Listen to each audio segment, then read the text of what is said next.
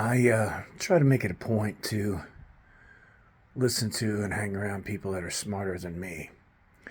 And I can't tell you where I got this advice. I wish I could. I wish I remembered where this came to me. But it's pretty good advice. And even though I got it in time, apparently I didn't take it seriously enough, or I didn't do enough work. So I'm going to pass on the same advice to you. And then I'm also going to add the caveat, or the extra warning, I suppose would be a better way to say it, that you should really think twice. So I'll give you the information, and then I'll tell you to, once you think you've thought it through all the way, go ahead and think through it again, because I thought I had thought it through all the way, and I could have done better.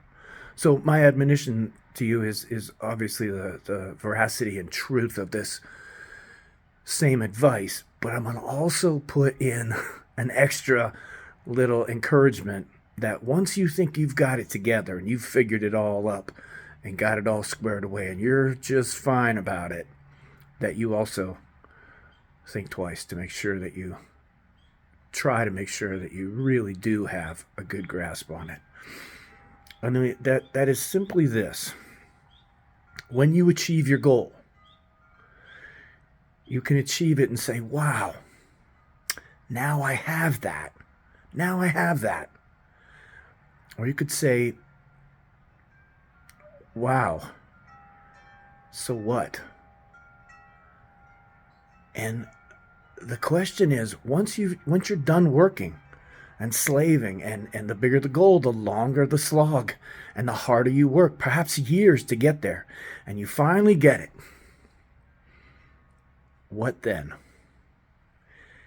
And I had read where there's a lot of ex-athletes, Olympians, that train for 4, 8, 6, 10 years to get to the Olympics, to win the gold medal. And they win the gold medal. And then they have a real tough time with life in general, because their purpose and their mission evaporates. I mean, it's just gone. They have it. They achieved it. They became what they were trying to become all along. But what then? What do we do then?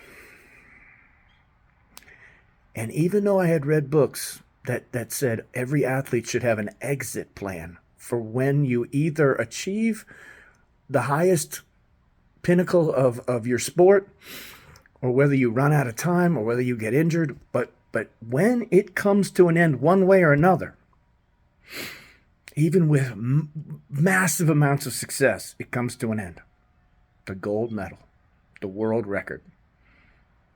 You get the number that you want. You get the thing that you want, perhaps the promotion or the goal, whatever the goal is. You possess it now. And you can say, wow, now I have it. And that doesn't last too long. Then you start saying, now what? What then?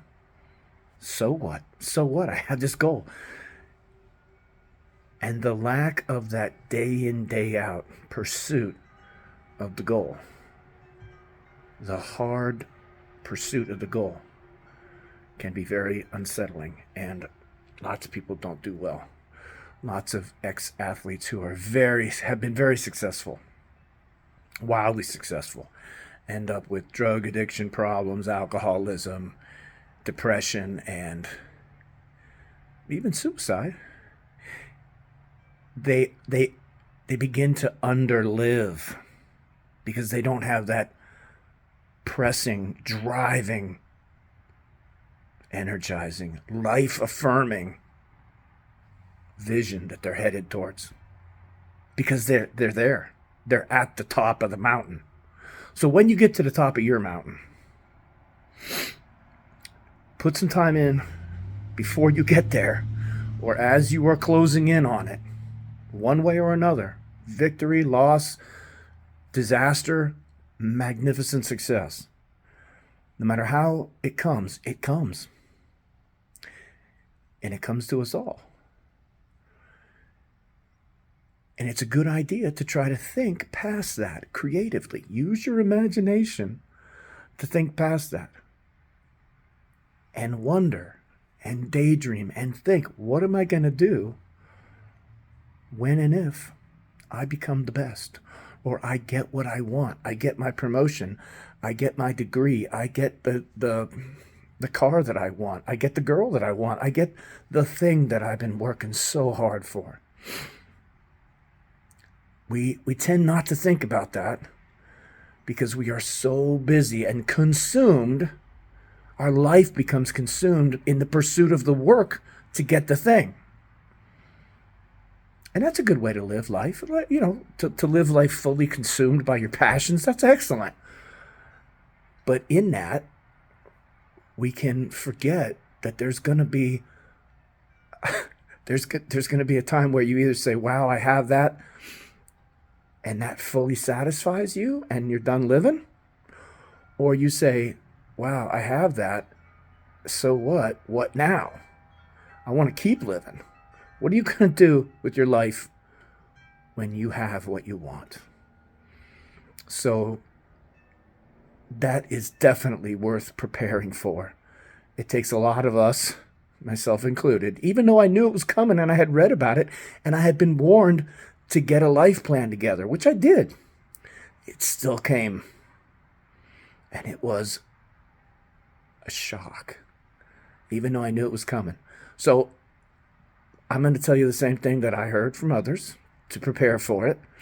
And then once you think you are prepared, because I thought I was, once you think you've got it and you've got your plan and you know how you're going to live after you get what you want or don't get what you want, double think that. Go through that a little bit more. There's no harm in double checking yourself and and even putting together a plan B. No harm in a plan B. So there's my advice. It's not my advice, actually. I'm just passing this on because I think it's good advice to pass on. And then I'm adding this. Do it again. Double check it. Triple check it. Hell, why not? It's you don't want the opposite. You don't want to be knocked on your ass and overwhelmed and have to panic and try to choose some sort of life for yourself. So there you go. I hope you follow that advice, and I hope it helps you. And good luck on achieving all the things that you want. I hope you get those too. And then, what then? Thanks for listening.